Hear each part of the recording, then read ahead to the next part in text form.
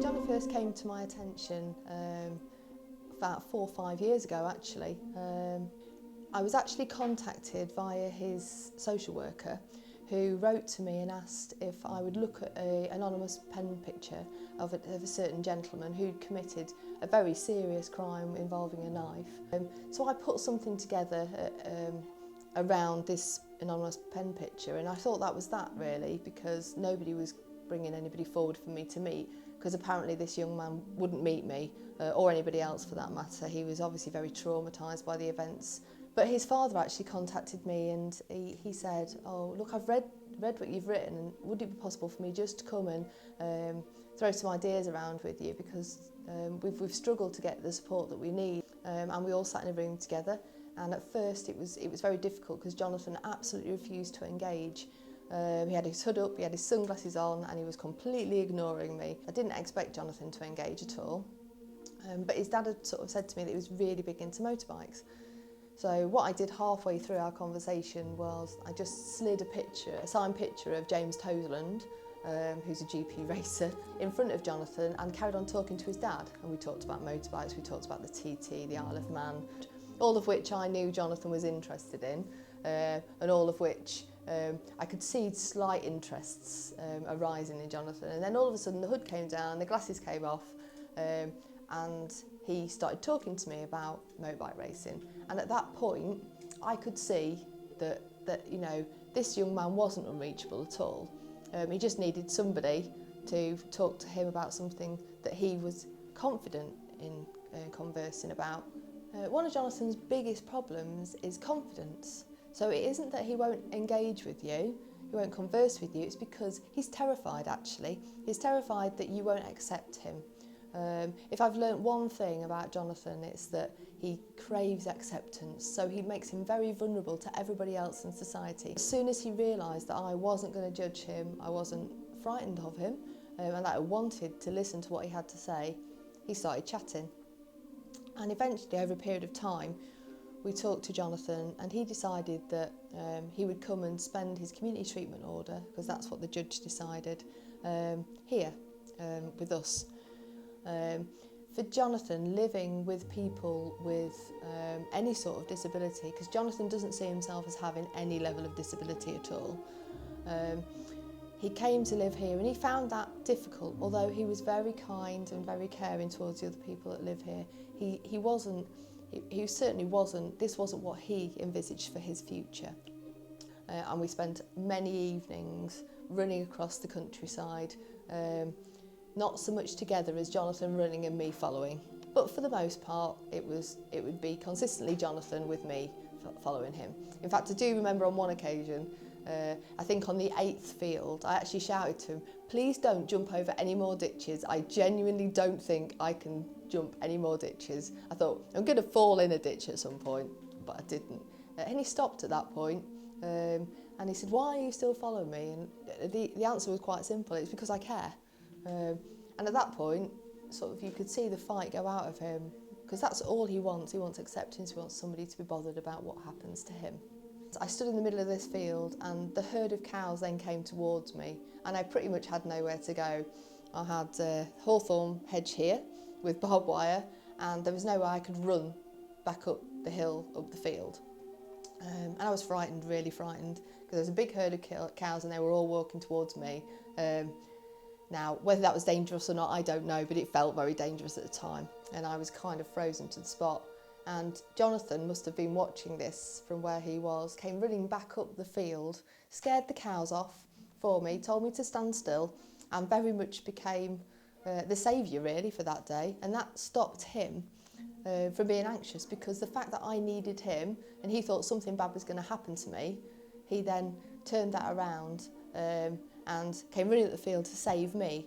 And at that point, everything kind of changed for us, because Jonathan felt so accepted by the fact that I was able to accept his help as much as he was able to accept mine.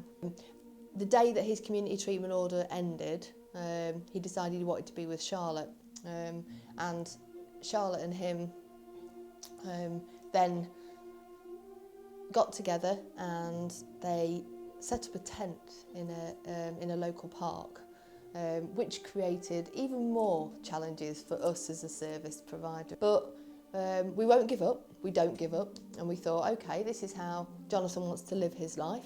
It's down to us to create something bespoke out of that for us. So he hasn't got a job within this. It's our job to create something that allows us to support him. And I didn't want Jonathan living in a tent for all of that time. So we bought him a caravan. We bought him a caravan and we bought him a pitch to put the caravan on. Big static mobile home.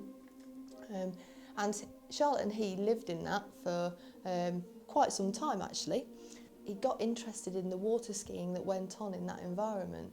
And we helped him to make some new relationships. So he became sort of part of a club with people who enjoyed the same things as him, which created a very natural acceptance for him.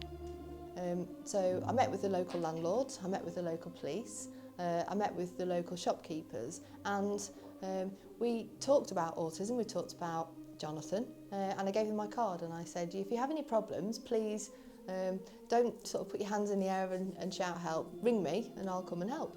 But for the most part that was entirely successful, working with the local community and talking about Jonathan and getting people to understand the beauty that is Jonathan. His girlfriend got pregnant for the first time and sadly they did have a tragedy in their lives and they did lose one child. She became pregnant again and Jonathan was so supportive during the pregnancy. What he did, this is how Jonathan copes with things, so he knew this was a life-changing event, didn't particularly know anything about it, so he studied.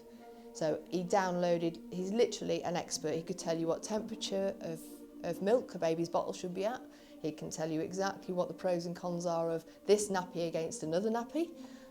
He did all of the research and was relentlessly telling all of us about it as well. But he knew all of the theory. What we needed to do is help him put that into practice. I actually was in the room, just Jonathan, myself and Charlotte, when Georgie was born. Beautiful little baby girl. Jonathan cut the cord. I would say probably the highlight of my career was that moment, and I was shamelessly emotional. It's making me emotional now thinking about it. And at that point, life moved very much on with Jonathan. He had to cope with people he didn't trust. Jonathan does trust me. I'm very proud to be Jonathan's friend. It's a privilege and it's something that every day I speak to Jonathan and every day he puts a great big smile on my face no matter what else is going on. He continued with his water skiing, which has been an absolute anchor for Jonathan. In fact, so much so that he actually won the novice championship and has now gone on to compete in the European championships. In amongst that, him, as relationships do, that split up. You know, him and his partner split up. Very difficult times for Jonathan. We've been through a very lengthy process with Jonathan around him having rights to see his child. Many professionals have been and assessed Jonathan, and actually we're now in a situation where all of those professionals, including a court of law, have actually decided that Jonathan is just as equal and capable as parent as mum is. An absolute victory, I think. And now Jonathan's life is him completely committed to supporting his daughter. He has her 3 days a week. He never misses. It's his absolute priority. And then on the weekends that he doesn't have his daughter, he water skis, and he water skis very professionally. He's part of a club. His mum and dad go to the European rounds with him, and his success is absolutely, I think, one of our greatest achievements, and definitely one of his.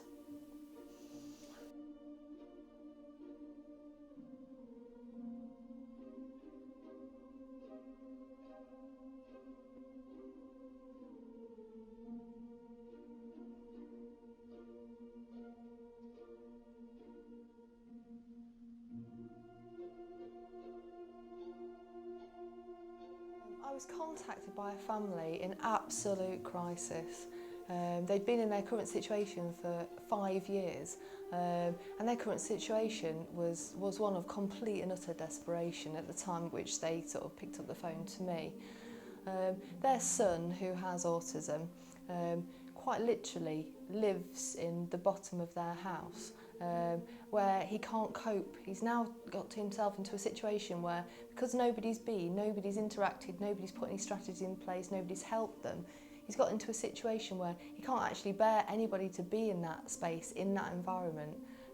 Nor can he go out his front door. He can't even go out of his back door. He hasn't managed to have a wash, have a shave for sort of nearly 5 years. And this is a very, very young man that we're talking about here. No other services have gone in to help, nobody's intervened, and then this situation now has got to a point where he doesn't really eat as much as he should, he doesn't really drink as much as he should. The reason why this sort of intolerable situation was allowed to continue is, I think, 2 reasons. The first is that your family loyalty is so strong, it drives you, doesn't it? And this family are so desperate not to sort of dob their relation in, to sort of hand him over to services who they don't know or have any faith in. I spent some time talking to him, not face to face because he couldn't cope with that, but I spent some time talking to him from the stairs. So we had a very difficult to speak to somebody actually when you can't see their face or their body language, but we spoke and we spoke and we spoke, and he did come out of one of the rooms so that I could just see the image of him, although not close enough to sort of be able to describe any features to you or anything. And what I said was, I'm going to try and help, and I'm going to ring you every single Monday night at 6 o'clock. No matter what happens, I won't let you down.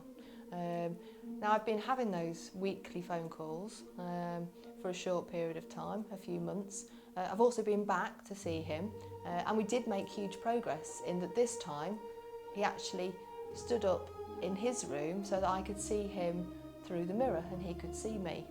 And he was able to describe what I looked like a lot better than I could describe what he looked like, but it was still progress, because although through a mirror, it's still face-to-face contact.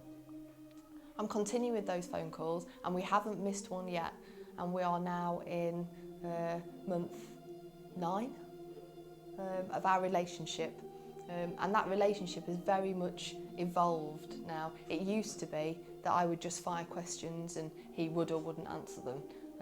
Now he actually asks me questions, he's interested in me, and actually last night he asked me when I was going to go and see him again, which to my mind is an absolute breakthrough.